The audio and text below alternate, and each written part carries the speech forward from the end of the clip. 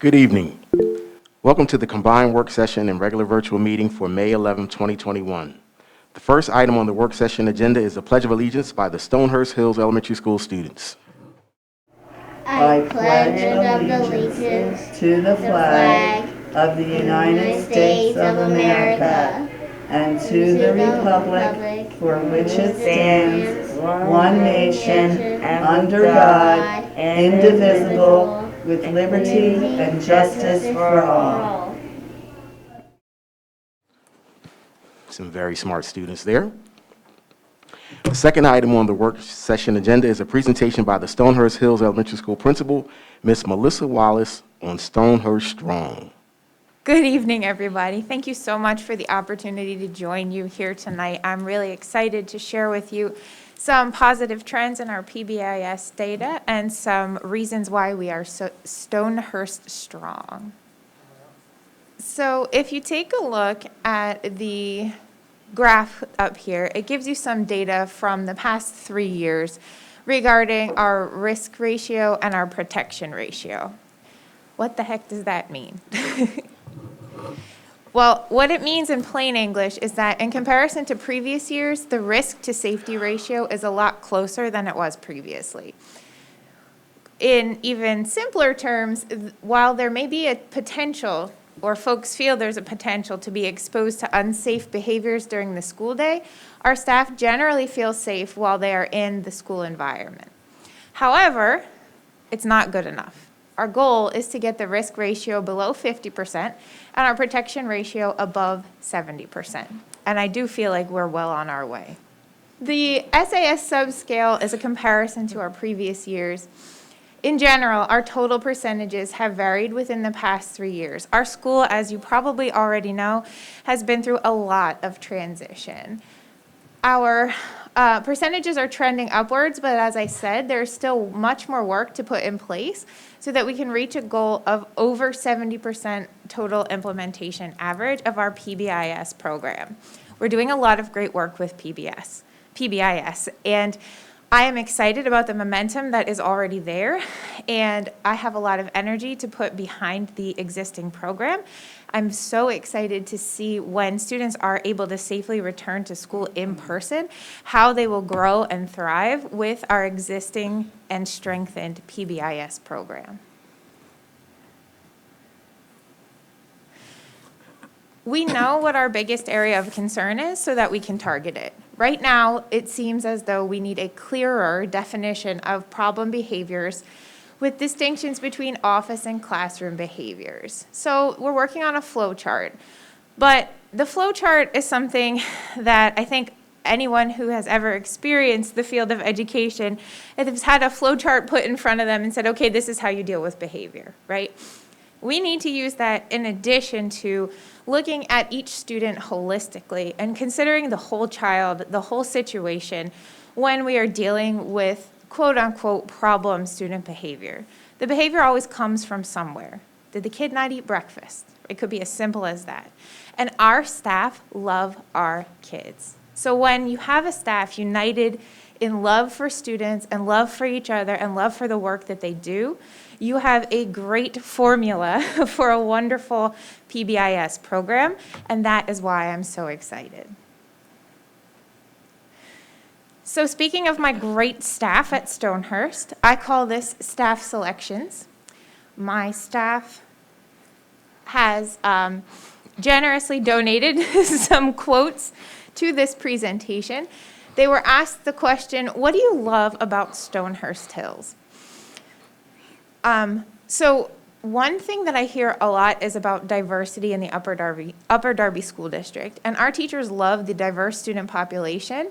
And the kids are really excited to see their teachers, and it shows. Even now during a pandemic when there's far fewer kids, I was in a classroom today observing a lesson, and the teacher asked the question, this was in 2nd grade, the teacher asked the question, who is one of the most important people in your life?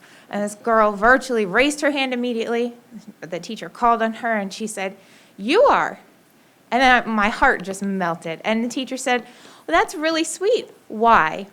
And she said, because you teach us And learning is the best thing you can do for somebody. And it was one of those moments, right, that you have every once in a while that reminds you why you do what you do. Another teacher said, I love Stonehurst because the group of people I work with, our staff is like, I can't even get my fingers close enough together to show you how tight they are. They have dealt with a lot of transition, as I mentioned, but they have come together to do good things for kids. What I love most about Stonehurst is the atmosphere of support and comfortability created by our strong group of professionals. Same thing. What I love best about Stonehurst is our enthusiasm for students. And it is true, our staff constantly goes above and beyond for students' benefit. And when I say staff, I don't just mean faculty. Today, my custodian, who has a good relationship with one of our younger kindergartners, took him in my office, sat in my chair, looked at the student, and had a conversation with him about why are you making these choices.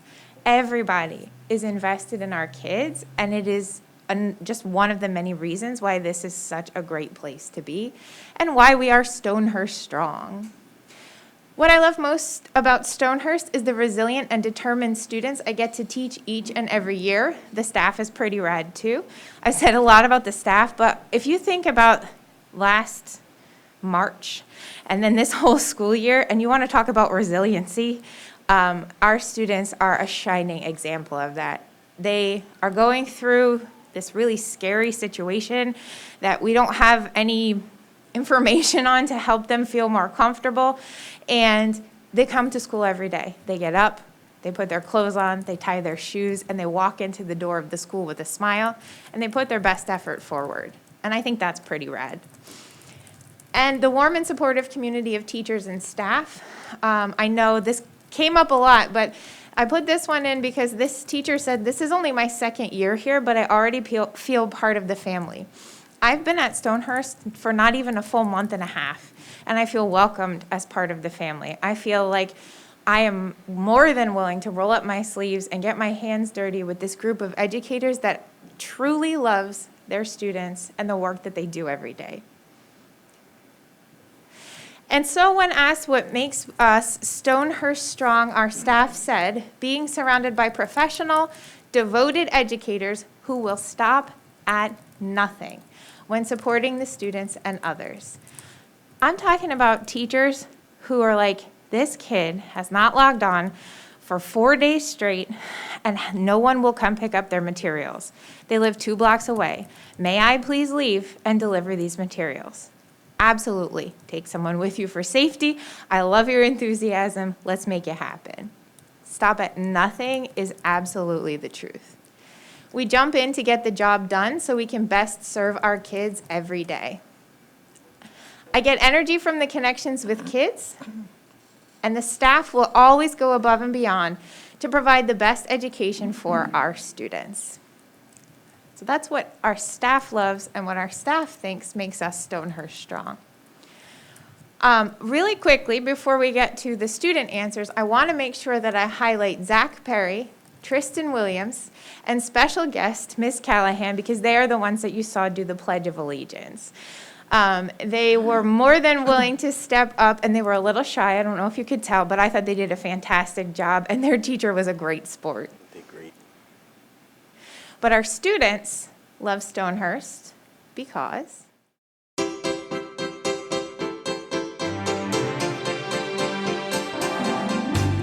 what I love about Stonehurst is all the teachers are great and the students work hard. I love Stonehurst because there's different work to do and I like doing work. I really like that they make us smart. What I love about Stonehurst is when the teachers teach me math.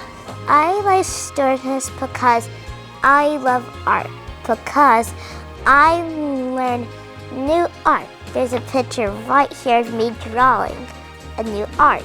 I love this place because of the kids. Best students in the whole world. Shout out to my 3rd grade class. I love you. I like Stoneheart because I like the teachers. What I love about Stonehurst is that the teachers are nice and they treat people right. The teachers go out of their way to make everyone feel welcome and supported. This is my first year and it's been so welcoming. It's the most amazing community. I love Stonehurst because Miss Jackson always gives me a prize. It's a very inviting place and everybody here supports one another. I love Stonehurst because of all the amazing faculty and staff and the special bond that I share with my kids. I like being able to have fun in Stonehurst. I love Stonehurst because you can go outside and play. Everyone that I've met here is incredible and so welcoming and so accepting, and I'm so happy that I get to be a part of this place. I like Stonehurst because it's great. Go Stonehurst! I just want to thank you for the opportunity to come speak to you tonight about a wonderful place, to be a part of a wonderful district that's doing great things for kids. Thank you. There it is. And, to make sure that I acknowledge my staff and thank them for the work that they do every single day. I want to make sure I thank Ms. Kay. She shared the Pbis data with me and put the shell of this presentation together for me to finish with the data in the beginning of it. She's a rock star, as are all the teachers. They are pinch hitters, great at being flexible. I can't say enough good things about them, and I'm excited to see what comes next. So thank you very much for the opportunity. Thank you for your time, and I hope you have a wonderful evening.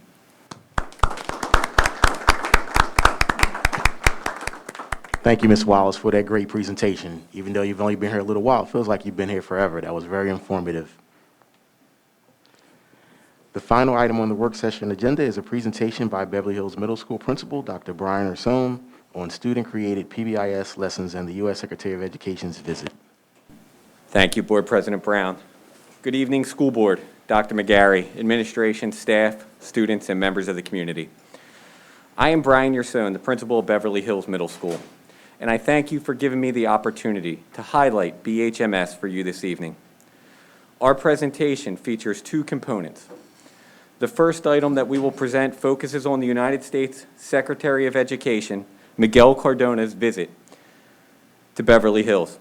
During his time at BH, Secretary Cardona visited classrooms, participated in a roundtable discussion, and met with students. For our first video, we interviewed one of our 7th grade students, Sierra Brown, who met with Secretary Cardona. The second component of our presentation focuses on adding student voice into our Pbis lessons. Mrs. Shelley Haley, our Pbis co-chair, and 7th grade student Tasnia Chowdhury will provide us with insight behind this initiative. They will demonstrate a sample lesson and tell us the next steps of how we are planning to get more students involved into our Pbis process. Please cue the video for Sierra Brown's interview. Hi, I'm Sierra Brown, and I'm in 7th grade. We discussed how the pandemic had affected our learning, what problems that we've had personally being at home, and ways that he could help to make sure that our in-person or virtual experience is as great as it can be. It actually felt really good to meet Secretary Cardona because I felt like it's really important for us as the student body to be able to talk to people in power and people who really are in charge of our decisions. So it felt really good to be listened to and for our regards and concerns to be heard from someone like him. I would say that I definitely took away that he was really a genuine person who really actually did care. I know that a lot of times we may feel as if people in power or people who work closely in his positions like him aren't really for the good of the students because they are in power, but he was definitely really genuine in his intent to talk to the students. So I definitely took away that people who are in power and people who are in positions like him do actually care about the students and things that students can do. I really want people to know that he really isn't as, scary, quotation marks, as a guy as people might think he is. He's really, like I said, he's really a genuine and nice person who really is out for the good of the students. So I feel like it's really important that Secretary Cardona visited Upper Darby School District because we are a very large school district, and I know that people in BH alone have been really heavily impacted by virtual learning. So it just really meant a lot for him to be able to come down to Upper Darby and just really listen to our regards and concerns and just anything the students had to say, and just our voice really being heard. It really made the, I think, 5 of us feel really validated and made us feel really heard. It's really important for us all to just make sure that we're being really truthful if we ever do get a chance to talk to him again, and just make sure that we're always just being truthful when we talk to him and actually talking about the issues that we are facing, and just remembering that he's a really nice person who really is out for the good of the students. Sierra did a wonderful job. Thank you, Sierra, for your willingness to participate and your thoughtful insight. It was really fantastic. We appreciate you very, very much. The next part of our presentation will be with our co-chair of our Pbis system at Beverly Hills Middle School, Mrs. Shelley Haley, along with one of our other 7th grade students, Tasnia Chowdhury. And they're going to talk about something that we started this year, giving our students a voice into our Pbis lessons. Mrs. Haley and Tasnia, take it away. Hello, everyone. Thank you so much for having us here. Hopefully you can see Tasnia. She's in the meet with us. And we wanted to talk a little bit and show you tonight about what we're trying to do to include more student voice in a more powerful and amplified way at Beverly Hills Middle School. So can you tell us a little bit about what the Pbis Student Voice group and initiative is? So I say there's 2 parts of this group. There's the one part at Beverly Hills, we have these weekly Pbis lessons that the teachers teach us in class. It's like skills you'll actually need, and you're more likely to use these than the normal things you see. Mm-hmm. Like how to be a good person, basically. And then the other part is, making a safe place for everybody to be able to talk and discuss and learn and, coordinate events and strengthen themselves. So we're trying to make an elective course here at BH on just this whole safe place, kind of like Speak Up, but a whole course, a whole class on that. There was some foreshadowing there, school board members, on what requests coming your way in the not too distant future. Yeah, so you'll get more to that later. So that was Tasnia. We did a little interview and where she was able to help us express what we were looking forward to and the 2 parts of our Student Voice Initiative. So the first piece is the Pbis lessons, and we've already begun this. I've been meeting with Tasnia and a group of about 10 or so students who expressed interest, and they helped to create the lessons that we put out and are putting out for the months of May and June. May is typically the month where we do all cultural awareness and diversity and multiculturalism. And so we thought it was a really great place for the kids to have a say, since they are the culture of our school. And so I just wanted to show you a couple of the slides that the students created that are in our lessons this month. We'll go quickly. I know we don't have a lot of time. We don't actually need to watch the videos or anything, but just so we can see what the students created, that our student body in its entirety will be receiving this and in June. This was made by Tasnia, and she felt it was very important to include the amazing poem by Amanda Gorman that was spoken at the president's inauguration. And so she created this beautiful lesson using the video, and then we inserted the text of the poem to have the kids really look into it and find some meaning. This is starting to look into culture. So this week for the lessons, we're really looking into what is culture and how we sometimes look at things differently from where we are. And we don't always have a full understanding of people who might be from somewhere else. And this is something we've seen, this graphic, the cultural iceberg, where we talk about surface culture and deep culture. And we find that it's really important to not just teach kids about celebrations, holidays, foods, and dress, and music, that is surface culture. And while it's a beautiful thing and it's a way to help us connect, that culture of a person is so much deeper than that. And so this cultural iceberg is a really great way to show people what deep culture is. And we are also in this lesson giving kids a chance, and we don't need to show this, but that little create your own is a hyperlink to a Nearpod with a blank iceberg where they can fill in their own cultural iceberg using the draw tool in Nearpod to show the surface culture that people might easily see and the deeper culture, things that people might not see that they might want people to learn. And this is another one created by Tasnia with children speaking about their own culture in their own words, which helps to show our kids how to do that.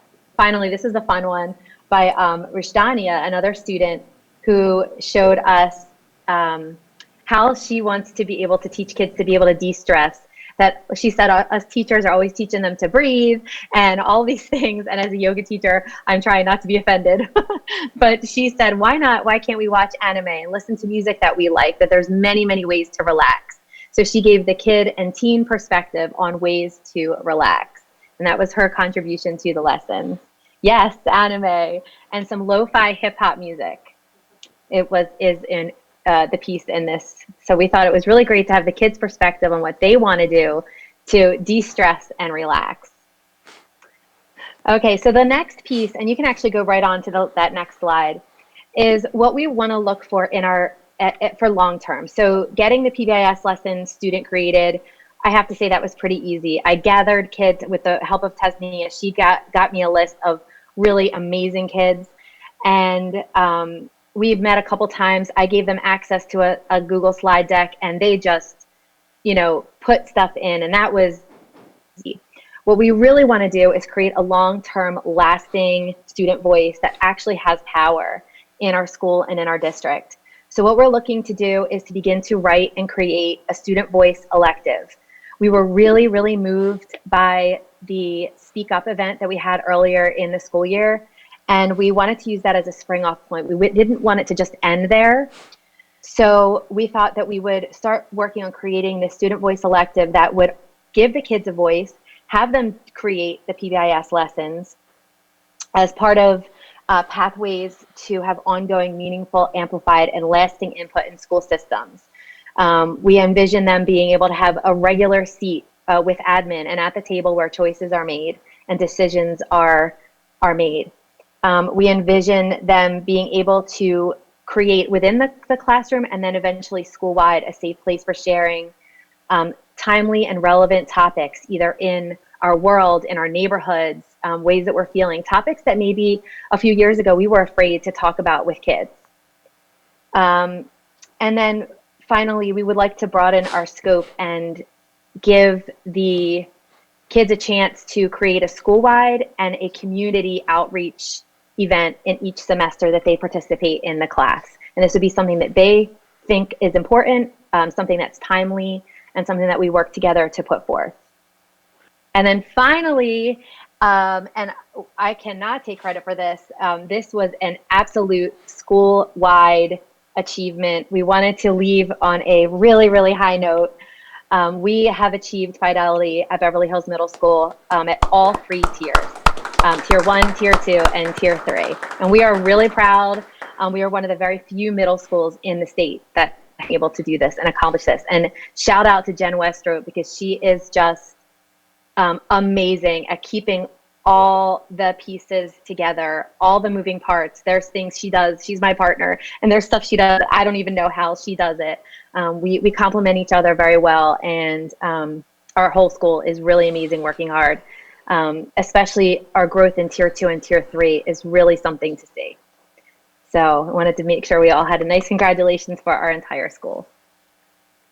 Thank you very much, Mrs. Haley and Tasnia. We really appreciate your contributions to what you both are doing. Thank you to Sierra Brown for her willingness and insightful thoughts on the Secretary's visit. To the whole PBIS team for this achievement, as long as with all the staff and students at Beverly Hills Middle School. This is a really total team effort, and Jason Taylor and Jen Westrope for putting a lot of this together. And thank you all for giving us the opportunity to celebrate Beverly Hills Middle School today. Have a great night. Dr. Urson, thank you very much for a great presentation. Really appreciate that. During this unprecedented time, while social distancing requirements are in place, the Upper Darby School District needs to continue certain aspects of its business, which includes decisions concerning pandemic planning. For this reason, the Upper Darby School District will continue regularly scheduled school board meetings while pandemic-related restrictions imposed by Governor Wolf and any local authorities are still in place.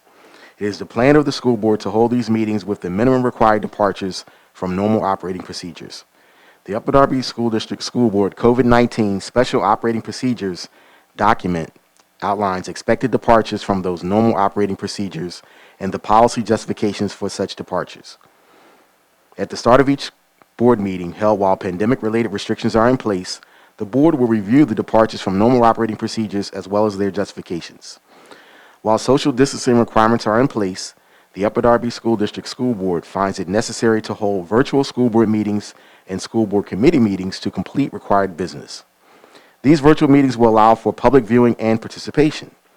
Following practices already in place for regular meetings, all virtual school board meetings, in addition to allowing near real-time public viewing and participation, will be recorded and the recordings made available after the meeting.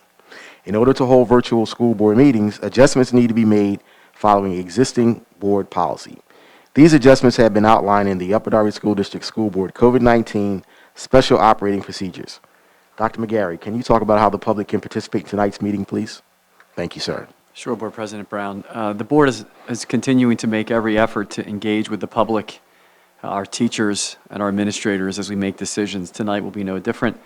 Members of the public can participate by either phoning in a comment at 610-789-7200, extension 2000. Please leave your name, your address, and the specific report you'd like to comment on this evening, and the board will take that into consideration before taking any action on each individual report. Your comment does have to come in prior to that report so that the board can consider that before moving forward. You can also send an email to board meeting comments at upperdarbysd.org. Same process as a phone call. Please provide your name, address, and the specific board report you'd like to comment on so the board can take that into consideration before taking any action on any report. We can provide an update as we move through the meeting this evening, and we thank you for your participation here with us tonight. Board President Brown. Thank you, Dr. Mcgarry. Please repeat that or intervene at your discretion to make sure the public is well informed. The regular virtual meeting of the Upper Darby School District Board of School Directors will please come to order. There was a closed session on May 8th, 2021 from 12:05 p.m. until 1 p.m. for personnel matters, and this evening from 5:30 p.m. until 7:25 p.m. for matters to be discussed within the limitations for closed deliberations as prescribed by Pennsylvania Act 93 of 1998. For this evening's meeting, there were personnel and litigation matters. Roll call, Board Secretary, Mr. Rogers, please. Dr. Haig. I'm present. Mr. Desnoyers. I am present and can hear the proceedings. Mr. Warsavage. I am present and can hear the proceedings. Mr. Neal. I am present and can hear the proceedings. Ms. Williams. Present. Mr. Fields. I am present and can hear the proceedings. Ms. Curry. Present. Ms. Mitchell. Present. Mr. Brown. Present. Thank you, sir. Policy 003 allows the board to suspend policies or parts of policies when appropriate. Therefore, due to the current ongoing crisis, I make the following motions to suspend language in 2 of the board's policies until the next regularly scheduled meeting. Policy 006.1, which regulates attendance at meetings via electronic communications. I move to suspend the language requiring board members to be present. Specifically, the language would be, a majority of board members shall be physically present at a board meeting when a board member attends through electronic communications. And Policy 006, which governs other requirements of board meetings, I move the suspension of language requiring that those members of the public wishing to participate be present. Specifically, the language in this section titled Public Participation would remove the words that read, present at a board meeting. Do I have a second? Second. Thank you. All those in favor? Aye. Aye. Aye. Aye. All those opposed, please say aye opposed and state your name for the record. Does anyone abstain? If so, please say aye abstain and state your name for the record. The motion carries.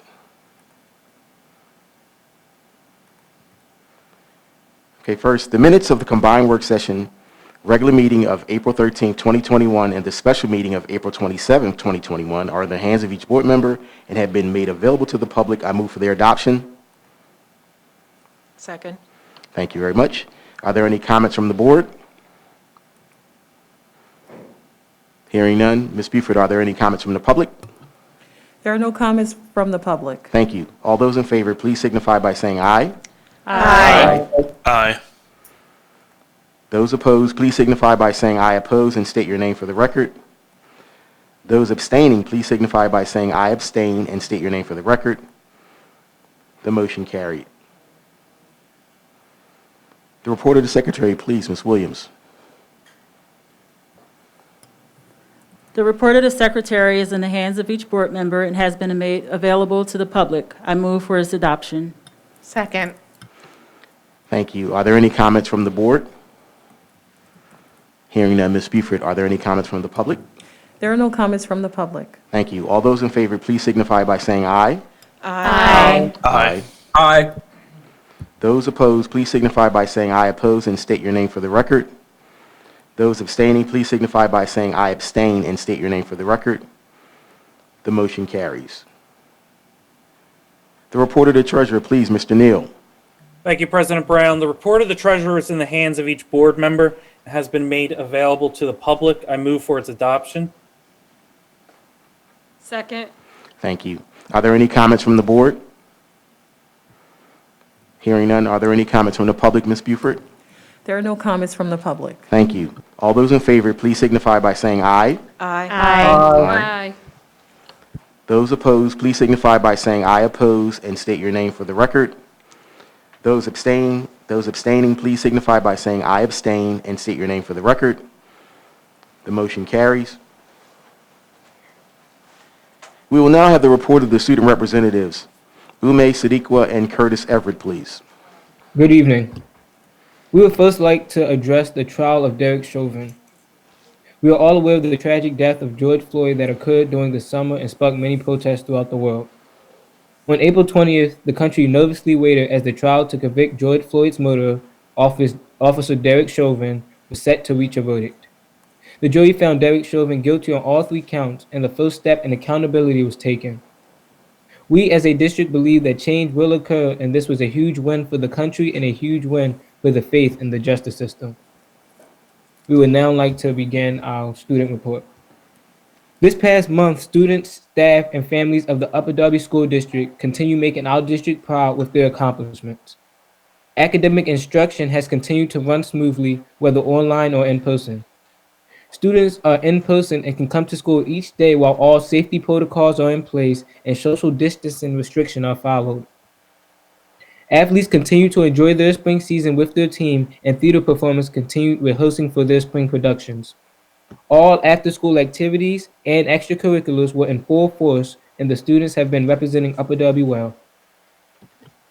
Upper Darby School District and Delaware County Memorial Hospital joined together to provide COVID-19 vaccination for students 16 years of age or older.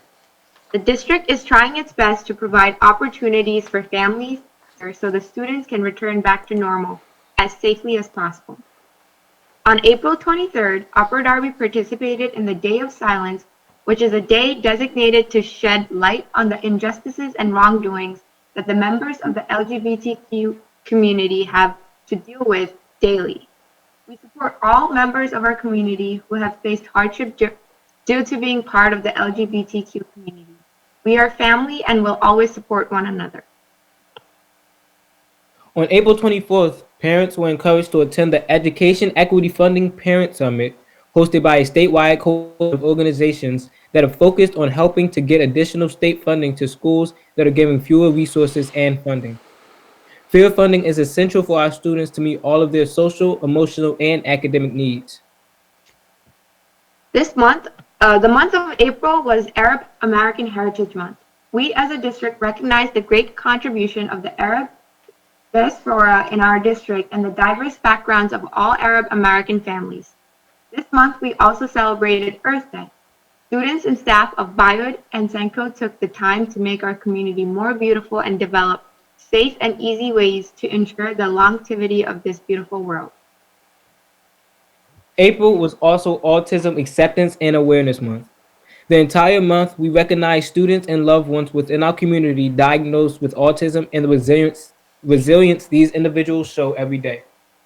On April 28th, Upper Darby High School hosted the April Showers fundraiser, which raised money for Unified Sports and the Special Olympics. Students in the special education programs at the high school all enjoyed a day of fun while honoring a great cause. Before we end our report, we would like to extend our gratitude to our principal, nurses, administrative assistants, and teachers as we celebrated National School Principal Day, Nurses Appreciation Day, Administrative Assistance Day, and Teacher Appreciation Week in April and beginning of May. On behalf of the student body, thank you to the principals for taking care of the school and making sure students have the best possible opportunity to learn. Thank you to our nurses who keep us safe and provide the care and support we need to be healthy. Thank you to our administrative assistants who work diligently to support all of us. Thank you, teachers, for engaging with students every day and teaching us academics and preparing us for life. Also, I'd like to take the time to say Eid Mubarak to all the celebrating families. It's hard to believe the school year is coming to an end, but we look forward to continuing our duty. Thank you to the Upper Darby School Board and administration for allowing us to provide the monthly report. Thank you very much, Ume and Curtis. You always give great reports, and we always look forward to hearing from you each month. Thank you very much.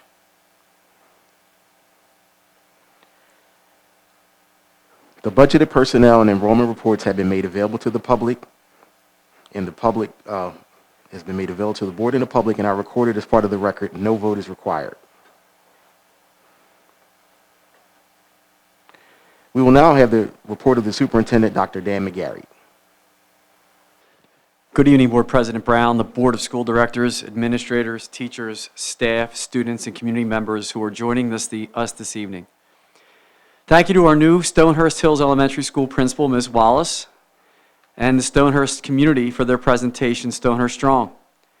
I would also like to recognize the outstanding work of Beverly Hills Middle School Principal, Dr. Brian Urson, and the Beverly Hills Middle School team for their celebration of the United States Secretary of Education's visit to our district.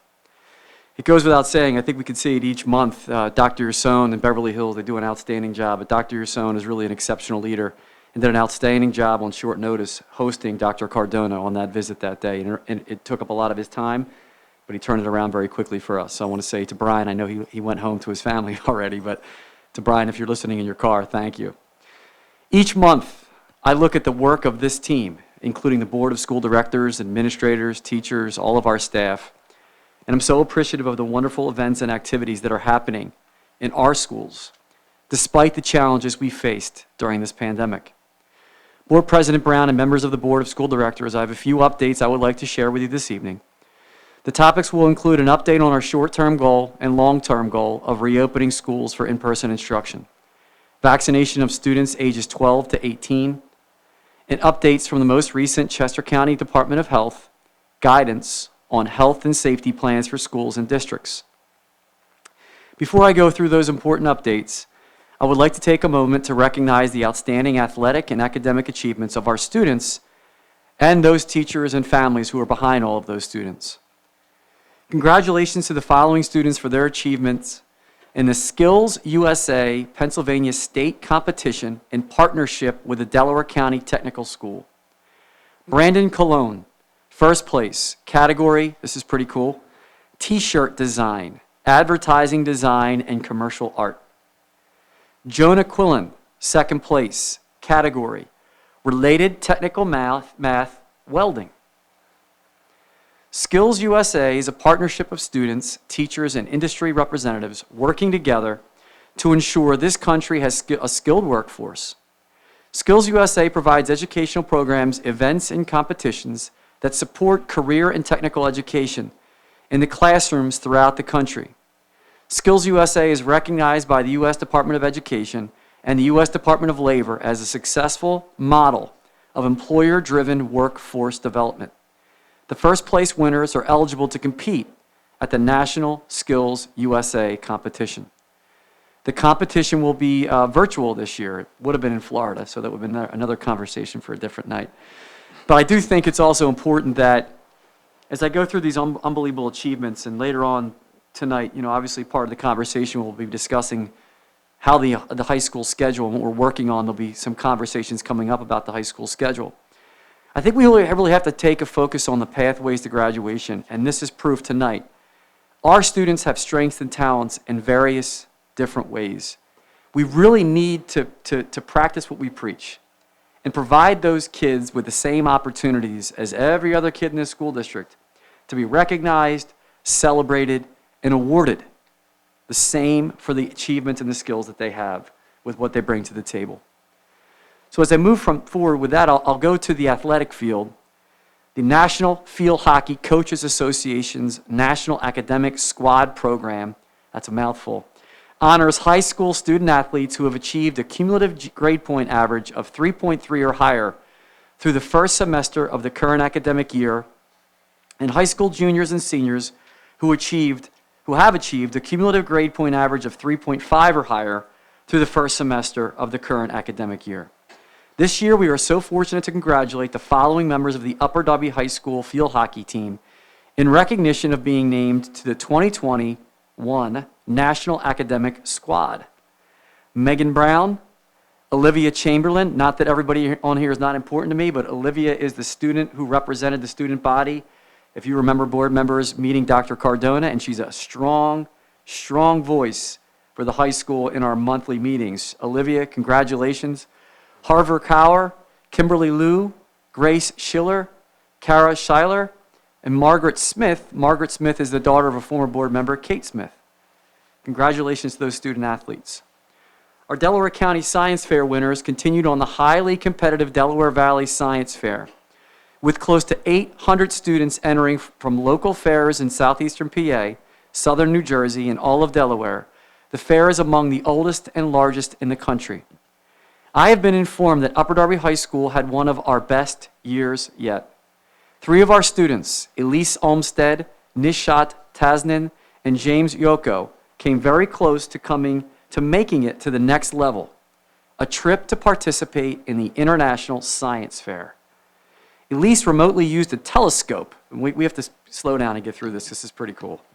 Elise remotely used a telescope at the Green Bank Observatory in West Virginia to collect radio wave data from all around the Milky Way galaxy to determine the red shift and rotational speed of the galaxy. So I looked this up. This is really taking almost prisms and light to measure distance. That's about as far as I could get in understanding it at that point. It's pretty cool. This information was then used to predict the percentage of dark matter in our galaxy. Nishat and James use a geospatial information system to access the most recent and detailed images of Pluto from the New Horizons mission.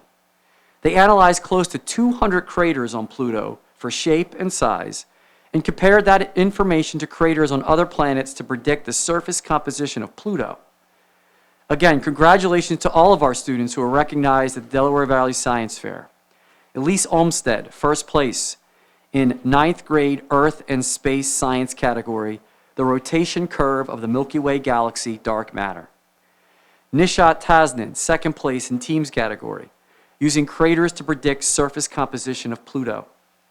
James Yoko, second place in teams category, using craters to predict surface composition of Pluto. Aaliyah Sullivan, third place in 9th grade Medicine and Health, the effect of mask wearing on respiration. Aliana Swift, honorable mention in 9th grade Behavioral Sciences. Do colors affect learning? Layla Hoke, honorable mention in 9th grade Medicine and Health. Correlations between age and coronavirus smell loss. Maggie Smith, honorable mention 12th grade Chemistry, making usable, digestible, biodegradable plastics. Luke Olmsted, American Meteorological Society Certificate of Outstanding Achievement for Creative Scientific Endeavor in the areas of atmospheric and related oceanic and hydrologic sciences. Jabe Cox, ASM International Philadelphia Liberty Bell Chapter, and I believe that is for specific science medals, previously known as that. Bell Chapter Award, $200, an ASMN medallion for the best materials engineering project based on use of material related concepts, a demonstration of some aspect of the materials paradigm, and a quality presentation. So let's just, round of applause for those students. Unbelievable job.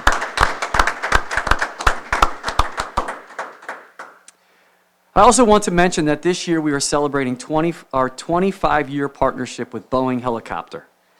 Students in the Upper Darby High School engineering program completed 3 virtual workshops covering topics including fixed wing aerodynamics, rotorcraft aerodynamics, electronics, and careers in engineering. The 12 students who participated were featured across our social media. I would like to thank Boeing for their continued support and sponsorship of this wonderful program. All the teachers, it's been such a time-honored program.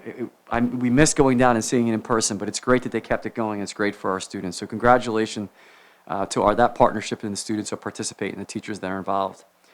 Lastly, I want to congratulate student Ketsia Dennis and teacher Sasha Gallagher as Upper Darby School District's winners for this year's Making a Difference Award, sponsored by the Delaware County Intermediate Unit.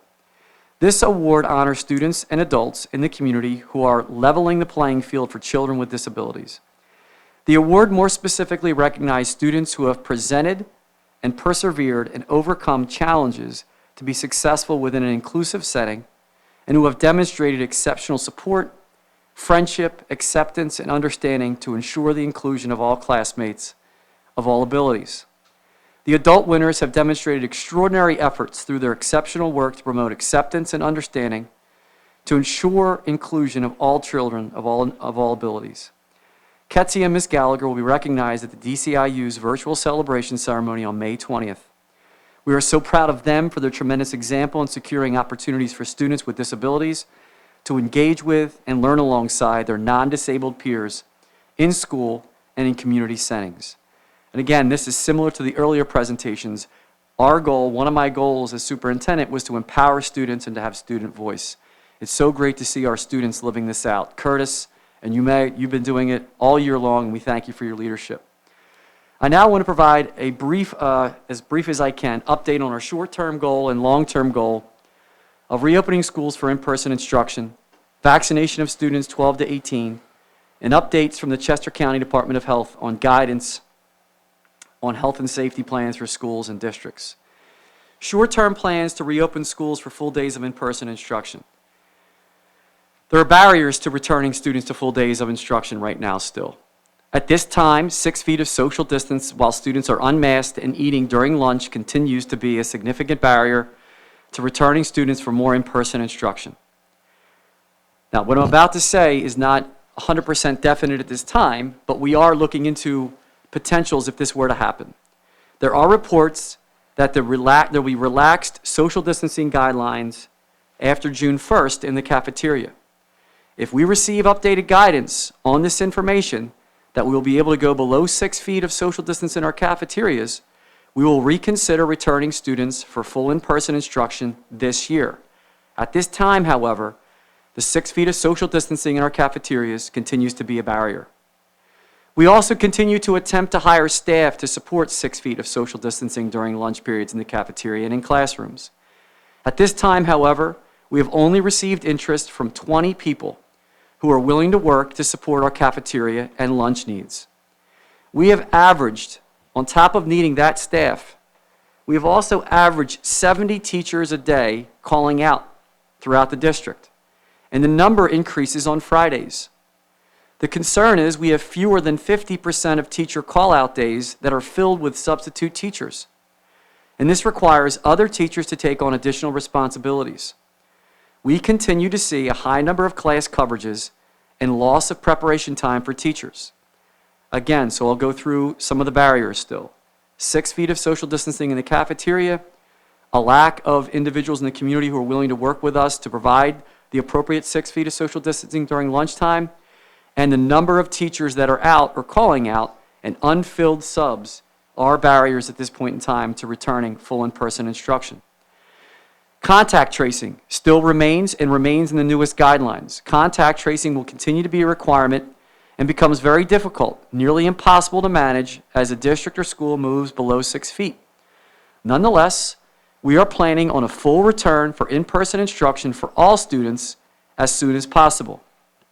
In my public meetings during home and school meetings and with parent groups that asked to reach out to speak with the administration, and Mrs. Buford joins me in many of those meetings, I promised that I would make it clear. The school district believes that in-person instruction for students is still the best form of instruction for students. We believe our schools are safe. If we follow the protocols, returning to school for in-person instruction is safe. We also recognize that there are community members who believe that learning virtually is still the best option for them, and we will continue to provide that option to all of our students now and moving forward. Solution to returning to full days. Continue to inform the public and the community that schools are safe for in-person instruction. We believe they're safe. Continue to hire more staff to support and meet social distance requirements during lunch for a full return to in-person instruction for the current school year and 2020 and the 2021-22 school year. We have a goal of 90 staff to support our cafeterias and our K-8 program if 6 feet of social distancing in the cafeteria remains. If the social distancing requirement of 6 feet is removed by June 1st, this will allow us to return students to in-person instruction before the end of the school year. Again, there are still barriers. While this will most likely be 10 or fewer days of in-person instruction, we believe this sends a message about our desire to have our students in our schools as safely and as soon as possible.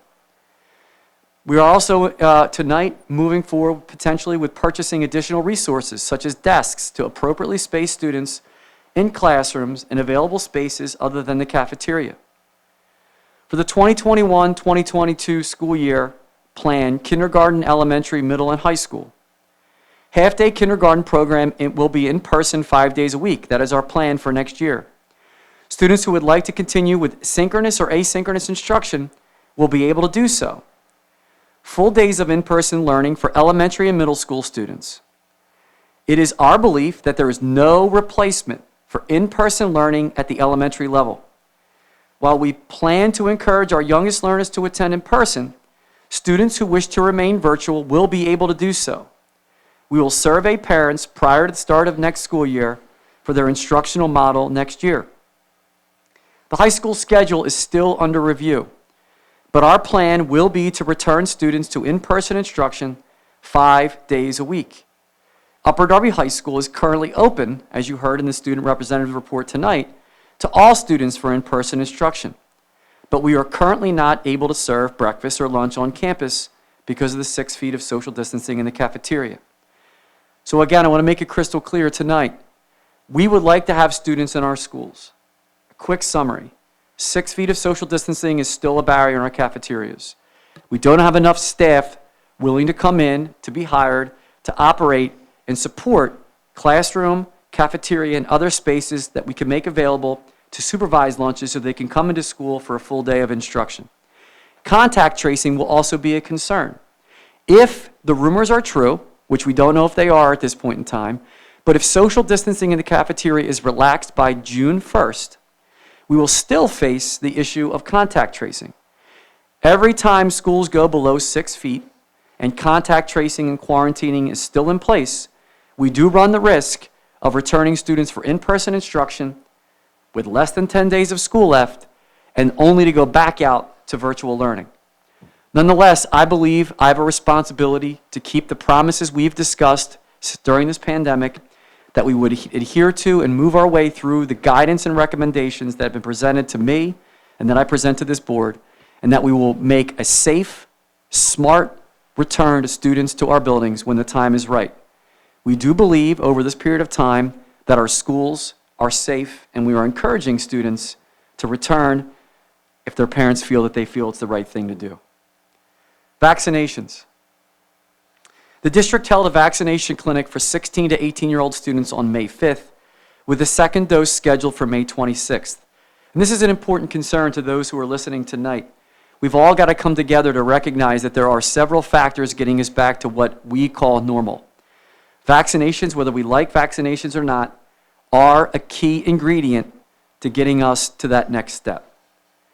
Unfortunately, we have over 2,500 eligible students, and only 400 high school students, 16 to 18, showed an interest. And on the day of the vaccination, fewer than 200 students were vaccinated on May the 5th. Now, my hope is that many of the students have already been vaccinated because it's accessible now. You can walk in, you can go to your local pharmacy. We will encourage you, please continue to get vaccinated. The second vaccination for students ages 16 to 18 will take place on May 26th. Any parents or family members or students that need help and need access or have questions or concerns about being vaccinated, feel free to reach out to any one of us in central administration. We'll make ourselves available for a conversation. The district has also gathered student and family interest for vaccinating 12 to 15-year-old students. At this time, over 600 students have shown an interest. We will be sending out a link to have these students register.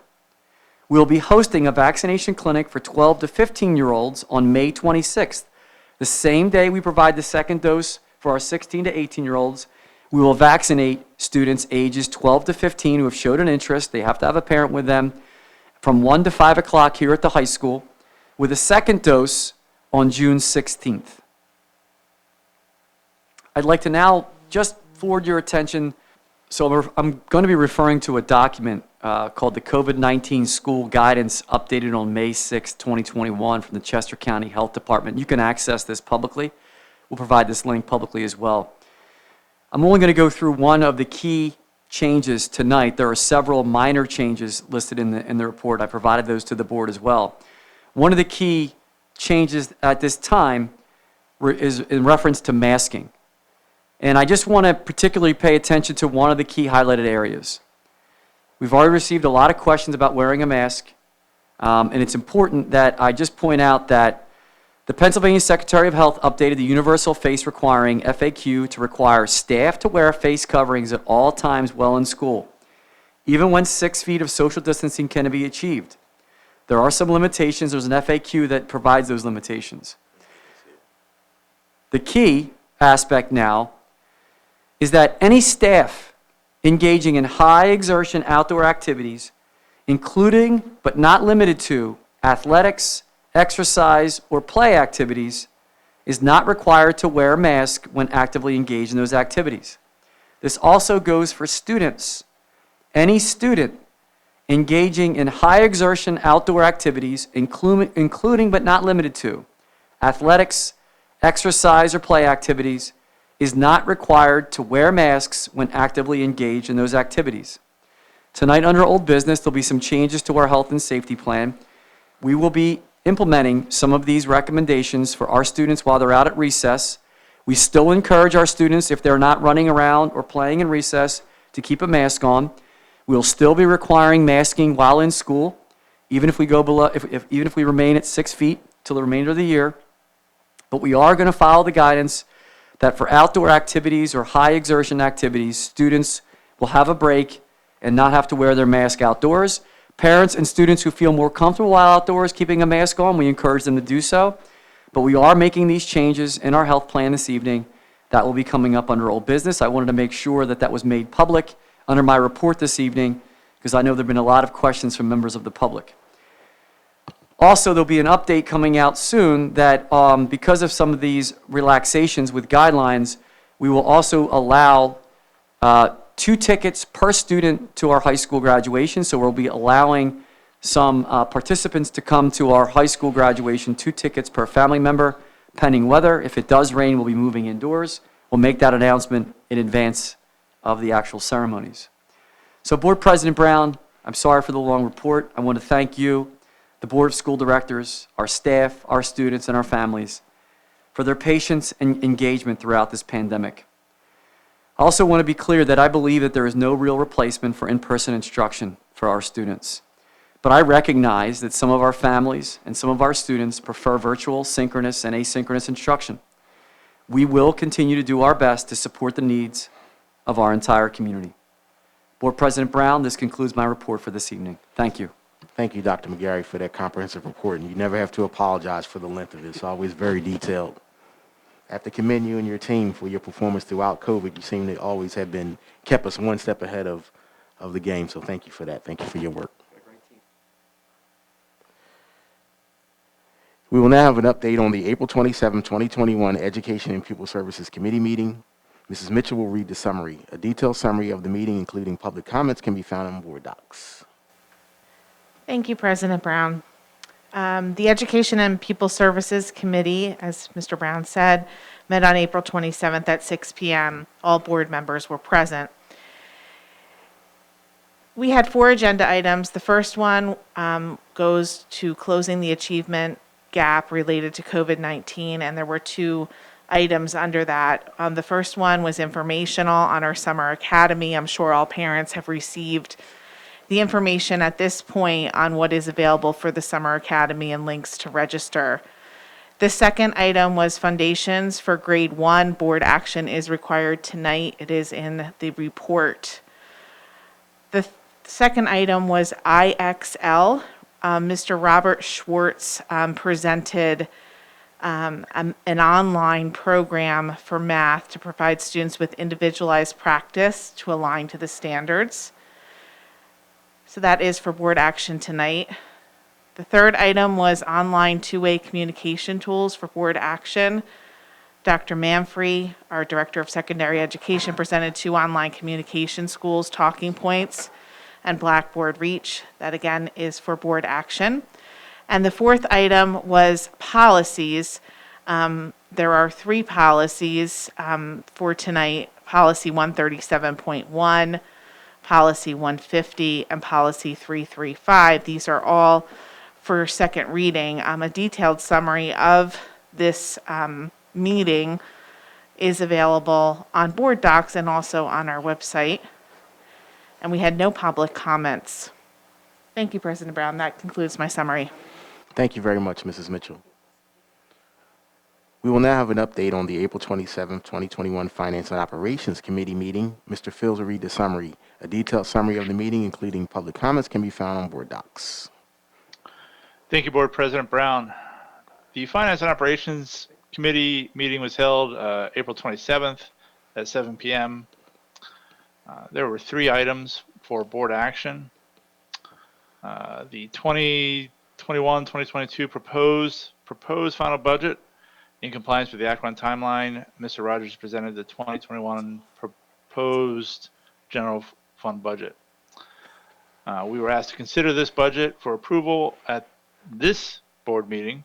The final budget presentation will be on June 15th. And this will incorporate any changes, so incoming funds from the state legislature, or any internal changes that need to be considered. This item correlates to Goal 1 of the Upper Darby School District Comprehensive Plan. The second item was improving indoor air quality through federal Esser funds. This also requires board action. This comes down to using these Esser funds, that's elementary and secondary school emergency relief funds, to update, upgrade, improve our HVAC systems throughout our school district as best we can.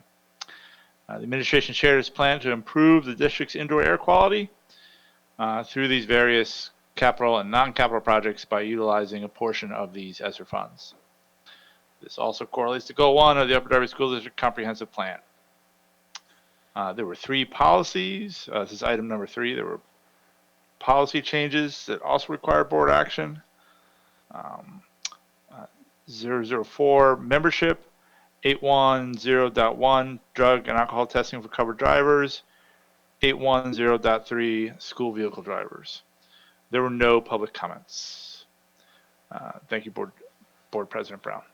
Thank you very much, Dr. Fields. The Instruction and Curriculum Report, Vice President Curry. Thank you, President Brown. The Instructional and Curriculum Report has been presented to the public, and I move for its adoption. Second. Thank you very much. Are there any comments from the board?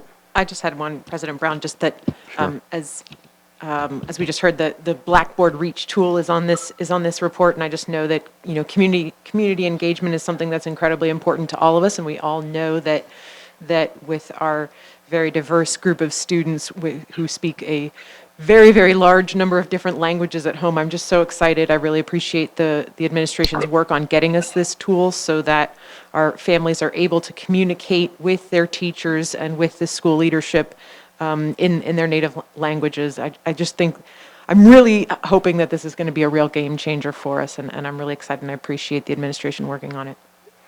Thank you very much for that comment, Dr. Haig. Are there any other comments from the board?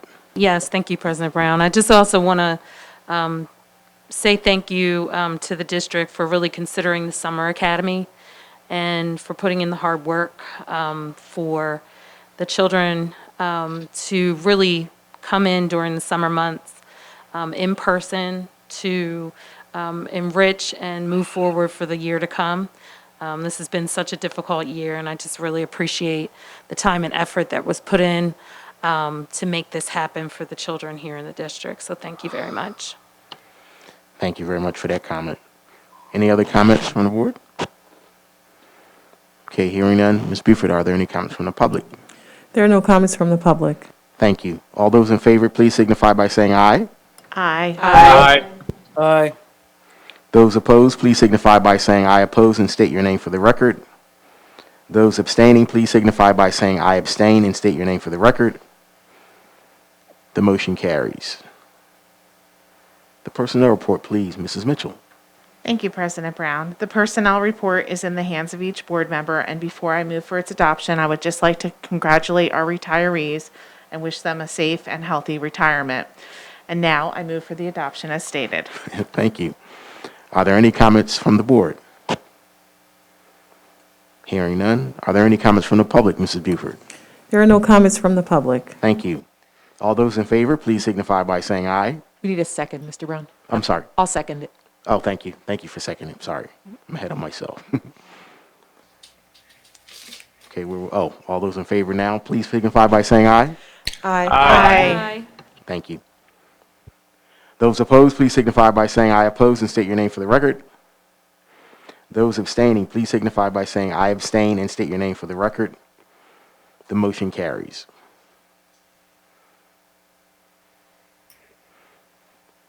The policy report. Mr. Desnoyers. Thank you, President Brown. There are a number of policies being considered. There is one policy in a first reading. And I would like to say before we begin the specifics to the policy reports that beginning with this meeting, there will be posted on board docs summary of policy changes documents, which will detail changes to policies and will explain changes to policies and why those changes are being introduced. And they will be those will be posted both for board meetings and for committee meetings. So as far as the first reading, one policy is up for a first reading, and as a reminder, since this is a first reading, no board action is required. But policy 121, field trips, is up for a first reading, and the changes are as follows. First, the officer responsible for approving field trips is updated to the Office of Assistant Superintendent for Student Services, or designee, and two new ARs, or administrative regulations, are getting added to this policy. First, 121 AR0, extended activity trip request. The extended activity trip request for overnight trips implements a requirement that a district administrator accompany overnight trips. And there's also 121 AR1, student field trip request form, also being added to this policy. That concludes my report for the first reading report. Should I move into the second reading? Please do. Thank you, sir. Okay, so for the policies in second reading, the policy report is in the hands of each board member and has been made available to the public. I move for its adoption. Second. Thank you. Are there any comments from the board? Mr. Brown, I have a comment. Yes, please do, sir. So there are 6 policies on the second reading report. They are Policy 004, Membership, Policy 137.1, Extracurricular Participation by Home Education Students, Policy 150, Title I, Comparability of Services, Policy 335, Family and Medical Leaves without FFCRA attachments, Policy 810.1, Drug and Alcohol Testing for Covered Drivers, and Policy 810.3, School Vehicle Drivers.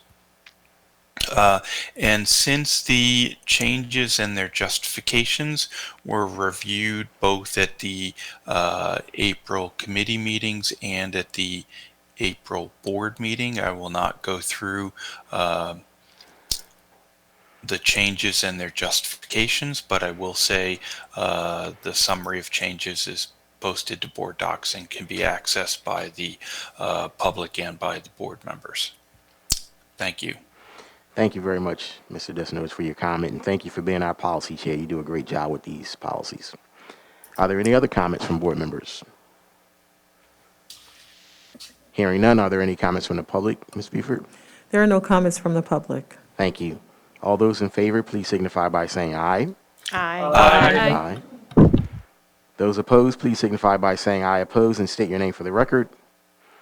Those abstaining, please signify by saying I abstain and state your name for the record. The motion carries. The supplies report. Director Warsavage. Thank you, President Brown. The supplies report is in the hands of each board member and has been made available to the public. Before I move forward with its adoption, I just want to draw extra attention to the fact that this includes orders for over 2,000 sets of desks and over 2,000 sets of chairs, further underscoring this community's commitment to making sure that our students return to a safe and in-person learning experience possible. Would you like to move for its adoption? Of course, yes. Okay, thank you. Move forward with this adoption. Oh, thank you. Is there a second? Second. Thank you very much. Are there any other comments from the board? Hearing none. Ms. Buford, are there any comments from the public? There are no comments from the public. Thank you. All those in favor, please signify by saying aye. Aye. Aye. Aye. Those opposed, please signify by saying I oppose and state your name for the record. Those abstaining, please signify by saying I abstain and state your name for the record. The motion carries. Okay, the facilities report, the use of facilities report, the donation report, Mr. Fields. The facilities report, thank you, Board President Brown. The facilities report, the use of facilities report, and the donation report are in the hands of each board member and have been made available to the public. Before I move for its adoption, I want to thank the companies and individuals that make donations to the school district. They are always appreciated. I move for their adoption. Thank you for your comments and thanking those companies, Mr. Fields. Are there any other comments from the board? Second. Thank you. Okay. No other comments from the board. Hearing none. Are there any comments from the public? Ms. Buford. There are no comments from the public. Thank you. All those in favor, please signify by saying aye. Aye. Aye. Aye. Those opposed, please signify by saying I oppose and state your name for the record. Those abstaining, please signify by saying I abstain and state your name for the record. The motion carries.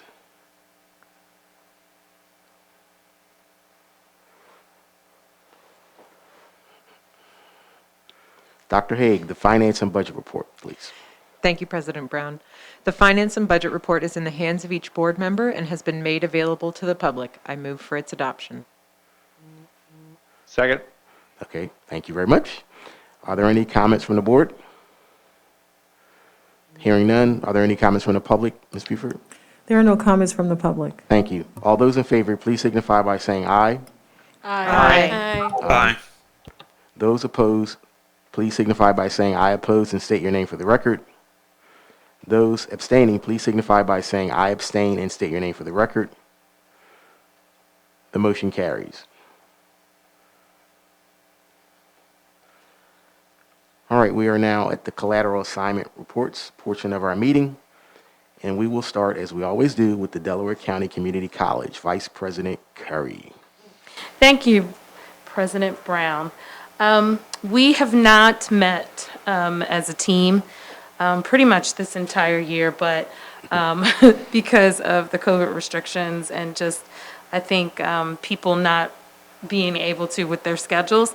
But I do want to highlight the fact that the Delaware County Community College, since so many of our community members do attend and so much goes on there, they had registration for safe, affordable education and training opportunities, both in person and online, for this summer and in the fall. And they have 5 modalities of instruction that they are going to be offering: traditional classrooms, which are face-to-face, fully on-campus instruction; hybrid, which is the blend of an on-campus and asynchronous online instruction.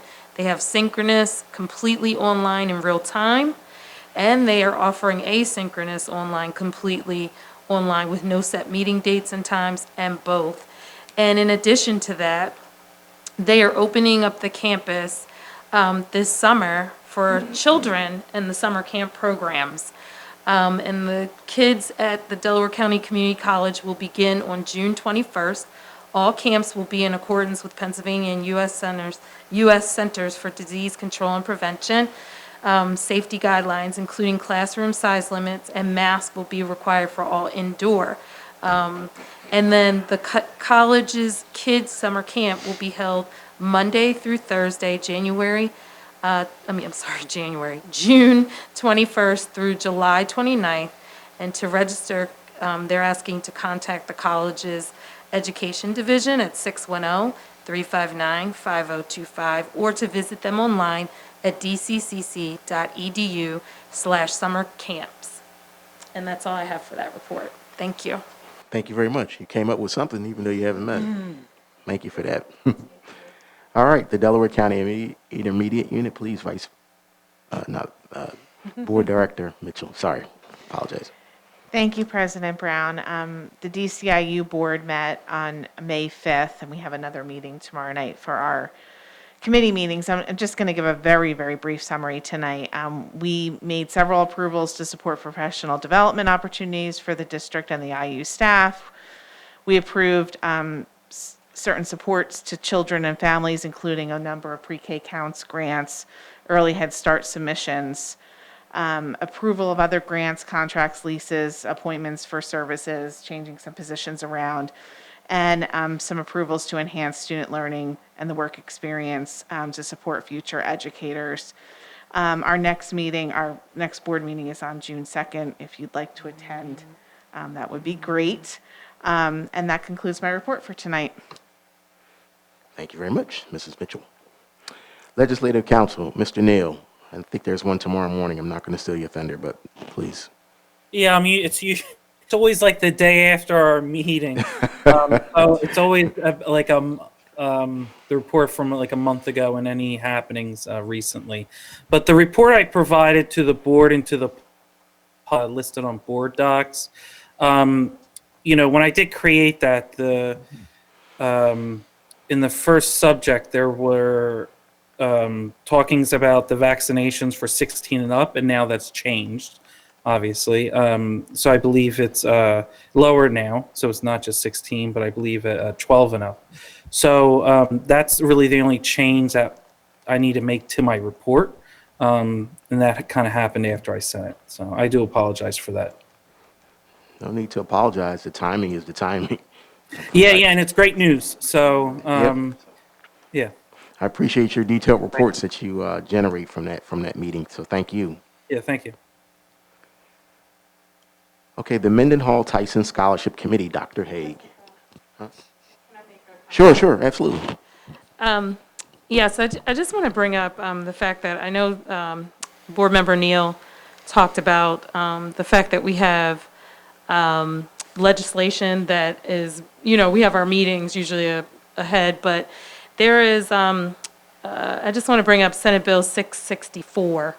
And I feel like it's really important to bring this up because it's moving pretty quickly through the Senate, the PA Senate right now. And the DCIU legislative meeting that we'll be attending tomorrow morning, they actually sent out some information about it. And I think that it's just important for people to look into this, especially because we have several legislators from the area that are co-sponsors of this particular bill. And it's basically, the bill is called the Optional Year of Education due to COVID-19.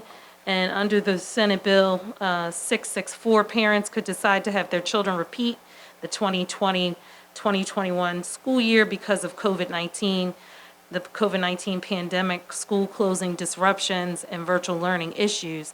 In current practices, this decision on whether to hold a student back is made solely by the child's school and their teachers. This bill has a bipartisan support and seems to be moving pretty quickly through the Senate.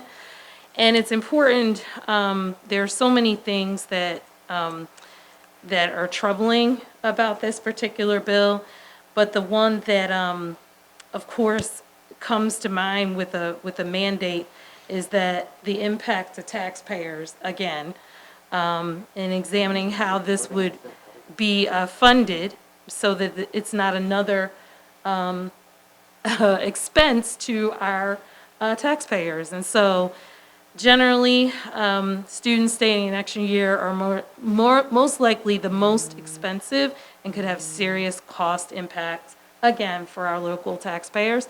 So please, I'm saying this so that we can be informed in the public. If you have information that you need further, and I'm saying this to the public, please contact Senator Tim Carney, who is a sponsor of this bill and who is our senator in this area in Upper Darby. And that's all I have to say about it, and thank you very much. And he's on the Education Committee, so it's significant for people, the public, to know that. Thank you for that information. Okay, now, the Mendenhall Tyson Scholarship Report, Dr. Haig. Thank you, President Brown. The Mendenhall Tyson Scholarship Committee met last night, actually, yesterday, and we got to hear about the 4 recipients for this year. And, as always, these are amazing students who are, making some of us feel slightly inadequate. And so I'm really excited for everyone to hear more about them at the end of the month when we have our awards presentation, because, as always, they're incredibly impressive. Thank you very much. Look forward to hearing more about them. They're always very impressive. Director Ward Savage, Home and School.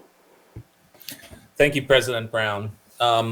As far as home and school is concerned, Dr. Mcgarry, once again, along with Ms. Buford and the administrative team, had done a wonderful job in meeting all of our district home and school families over the last roughly 4 to 6 weeks. And I attended a vast majority of them, even outside of the schools that I'm a direct liaison for. And I can tell you that when we say that we are a diverse district, it certainly doesn't just apply to our socioeconomic or skin deep differences. It also applies to how we think and feel. And it's a beautiful thing to see that collaboration happen in live time, because considerations of people in one school district neighborhood might be slightly different than our friends and family on the other side, but it's all the same common goal of making sure that we have as mutually beneficial and equitable of a public school experience as possible. So again, that's just to say, Dr. Mcgarry is always available for another round of home and school visits. I'm sure he is really super excited for me signing him up for a whole bunch more. But it's really, really super important, everyone, if you're listening to this meeting or even afterwards and you're listening to the recording, please, please, please get involved with your home and school associations. Even if your kids have since graduated out of some of those schools, you're still allowed to be a member of the school district community by any means necessary. And if we can help you find that path through the home and school, which is an awesome place to start, please let us open that door for you. Thank you very much, Director War-Savage. Technology. Dr. Mcgarry, I'm going to put you on the spot and just ask you about Chromebooks, of course, and what the plan for the end of the year. Is it to collect them all and replenish them and redistribute them next year? Yes, we have quite a comprehensive plan that's going to be coming out very soon. We just met on Monday morning, today's Tuesday, yesterday, for Cabinet. Mr. Helinski has been working on this plan. We've asked him to put a plan together. The plan will begin the last week of in-person instruction. We'll begin to collect Chromebooks for the students that are attending in person and run until the 15th, until the evening of the 15th, to return Chromebooks to get them taken care of, checked up, updated.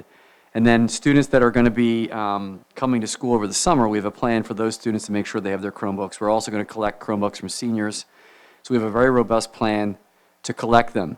It's really important for parents to understand, too, if you plan on, thank you for asking this, I probably should have had this in my report this evening, so you can make a note, that I need to remind parents that if you are planning on, if you're moving for whatever the circumstances are, if your student's graduating, please make it a point to return these Chromebooks to us. We need them for the other students in the school district. They're a vital part of the curriculum and the education moving forward, and they're expensive as we go through our budget process. So if you withdraw from the school district, there is a process to withdraw from the school district. You actually have to fill out forms, tell us where you're going to school, unless you're graduating.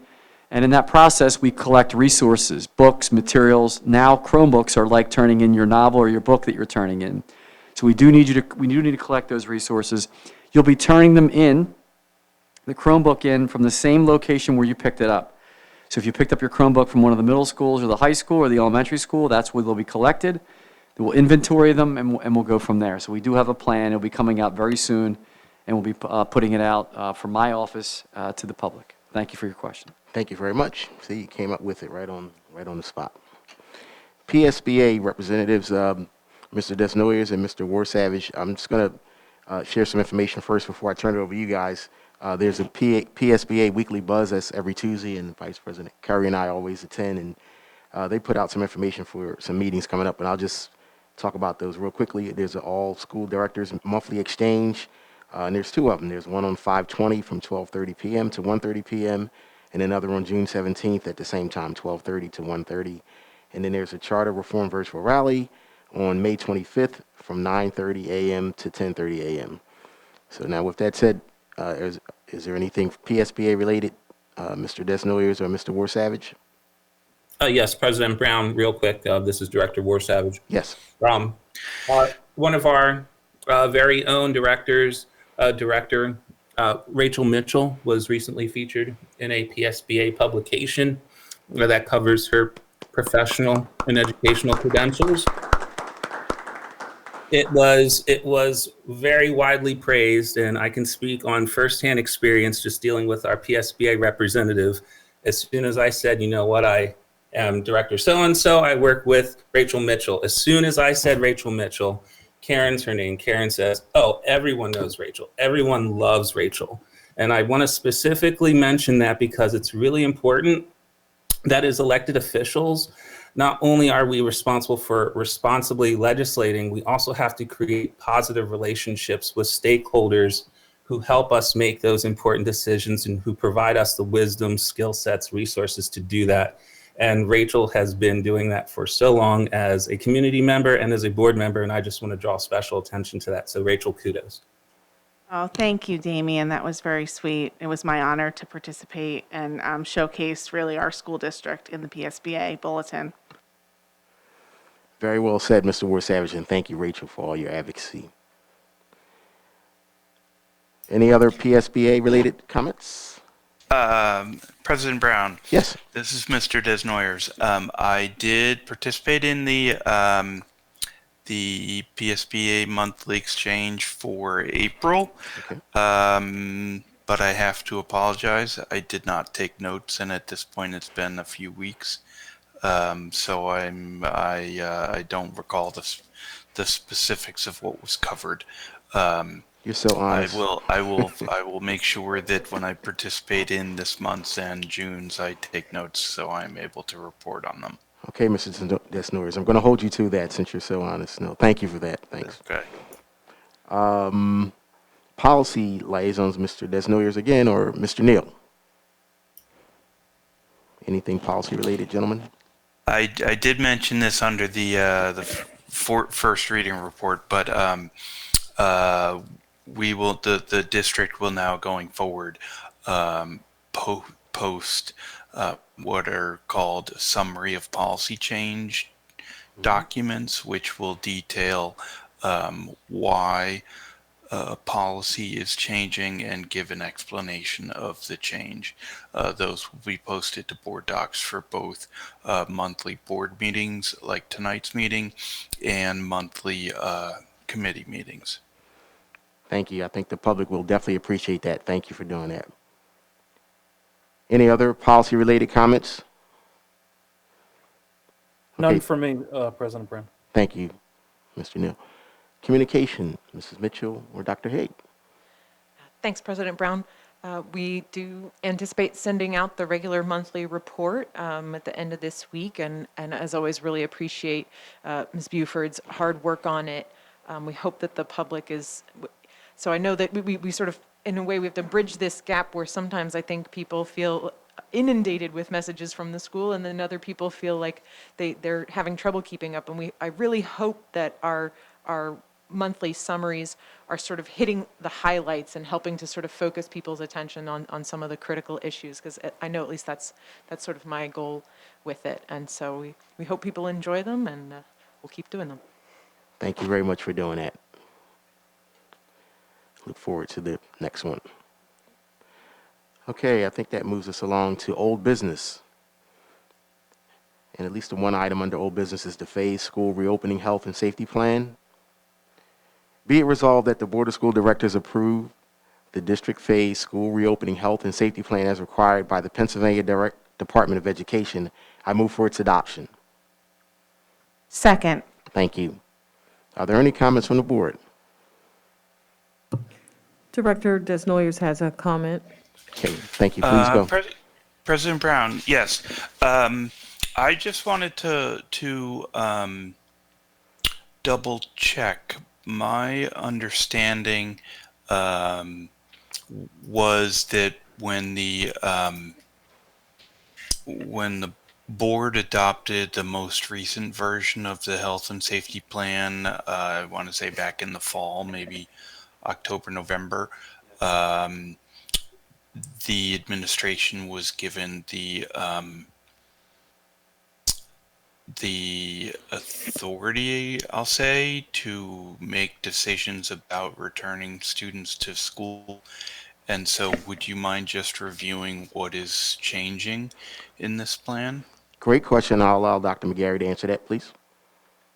Mr. Desnoyers, thank you so much for bringing that up and pointing that out. And I agree. You know, I have the responsibility and the ability to open schools and to interpret the latest changes. In this particular situation, there are some changes regarding the masking, and it does change a little bit of our previous health plan that we had in place. So I felt that it was appropriate to bring that to the board as far as masking during the recess time and not just simply make that decision on my own. I probably could have moved in that direction, but I did feel it best to bring this up under old business because it was a masking change.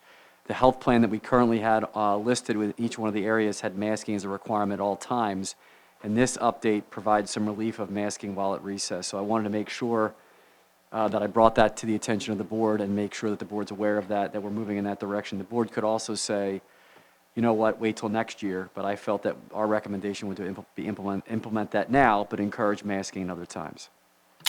Thank you very much for that clarification. And thank you for your question, Mrs. Desnoyers. Any other questions from the board? Director Fields has a question. Yes, Mr. Fields. Thank you, Board President Brown. Page 22 of this document. I want clarification on face coverings. The term face coverings is used throughout the document. It's defined as masks and or face shields. What is the district requesting that is used when people that people use, students and teachers? Hi, Mr. Fields. This is Ed Marshallek. So the face shields and the face masks in that document is a stock, column that's in that we can't alter. When you look at the links in the actual document, it does reflect that masks are the preferred face covering per the governor's order, and only face shields will only be worn when and if a face mask cannot be worn for any reason, whether it be disability or any other type of issue that might prevent someone from wearing a mask. So our district preference and policy per this, not policy, but procedure per this health and safety plan is to wear a face mask at all times, with the exception of what's being proposed tonight for outdoor physical activity. Okay, I really appreciate that clarification. Thank you very much. Okay, next question from board members. Is it Vice President Carey? Okay. Yes, thank you, Board President Brown. I just have a clarification question concerning the face mask. So, Dr. Mcgarry, I just wanted to ask, when would this be going into, for the public, going into effect for students who are actually in the building and would be participating in recess? We'll be implementing this if the board took action on this evening, starting tomorrow, correct, Mr. Marshallek? Yes, that's correct. Okay, and another question regarding that. So for parents who are on the line and listening right now, if they're uncomfortable with their child being on the playground without a mask, what would you just clarify what the regulations would be? Yeah, as I went through in the short-term and long-term goal part of the presentation tonight for my report, I would again agree, and I appreciate bringing it up. We would still like to see students keep their mask on the playgrounds and outside. We recognize that as it gets warmer toward the end of the school year, that kids getting outside, getting physical activity. Now, right now at our elementary schools, interestingly enough, there aren't many students that are out for recess given the half-day programming anyway. It's more so, I think, that comes into play for like some of the outside sports activities where students would be unmasked and our low-incidence special education programs, which masking has already been a situation where we're working with students on that. But at the elementary schools right now, we don't have recess taking place because we're in a half-day program. This change really impacts some of the outdoor athletic competitions. And again, for me, it's a little bit of a head-scratcher at times. You know, we're allowed to not wear a mask during some of these physical activities, but as far as getting the schools back in, you have to wear the mask, you have to have certain social distancing. So it's interesting to keep the masks off when you can play lacrosse or tackle football. In other ways, it might not be in place, but we're following the guidance. I think it has a lot to do with the weather as well changing. But we would encourage parents that if their kids are able to keep their mask on, if they're not running around there too hot while outdoors in school, we would still encourage wearing a mask. So would this be in play for the summer programs as well? Because, you know, thinking about it right now, if we move this forward and then the possibility of students coming back in after June 1, just, you know, making sure that everybody is clear on what this looks like. Because personally, I feel like, you know, a lot of people have said with getting children back in, they'll see children in the community, you know, riding around their bikes and things like that without masks. And those were some of the concerns early on. Just want to, you know, make sure that that's a point of clarification, particularly because the children, if they come back in and then they are coming back in the building, then they're asked to put their mask on. And there's just, you know, I know as we're trying to move forward and get back to some normalcy, that these are things that we're going to have to consider. But I just want to help the public and parents to feel comfortable about these mandates. No, thank you very much. And we could probably follow up too with some public communication regarding like feeling comfortable. We obviously want to create a safe atmosphere for kids. So regarding your question throughout the summer, you know, we're still kind of in limbo as far as the changing guidance on masking indoors if you're vaccinated or if you're not, and what does that look like.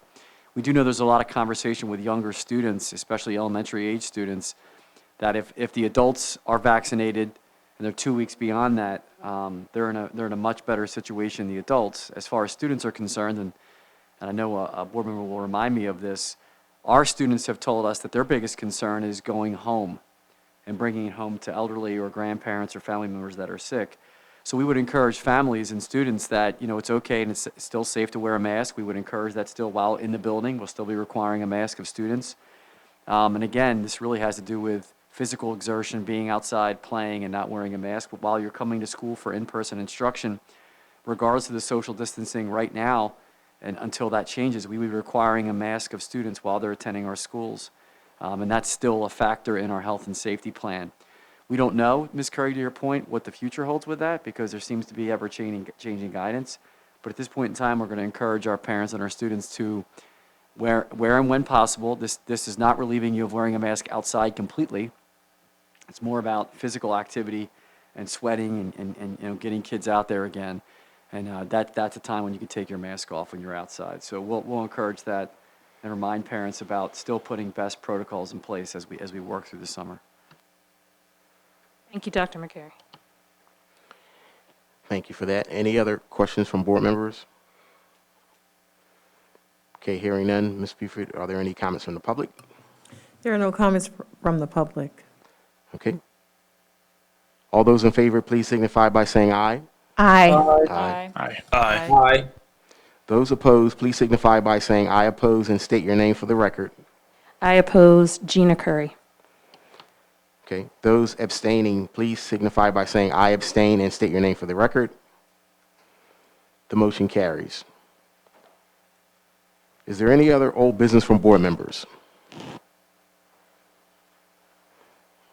Okay, hearing none, we'll move on to new business from board members.